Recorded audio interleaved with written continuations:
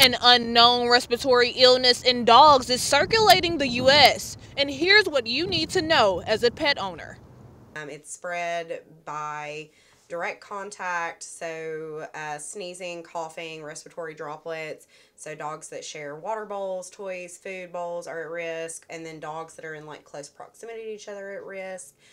The symptoms: coughing, sneezing, lethargy, decreased appetite. Sometimes there will be nasal or eye discharge. So what is the best way to protect your pet this season? Spearman shares her thoughts. If you can avoid things like the dog park or doggy daycare, it's ideal until we really get a handle on this, like US wide.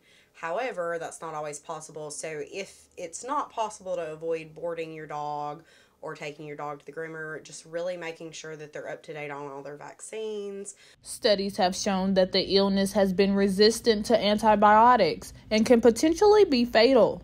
This is why Spearman encourages pet owners to recognize symptoms early and get your dog seen as soon as possible. If we can catch it, before the respiratory symptoms become an infection, then sometimes we can just treat like the cough symptoms and we don't have to put the pet on antibiotics. But at the point that it becomes a secondary bacterial infection like pneumonia, then we're going to need to put them on antibiotics in order to treat the secondary infection.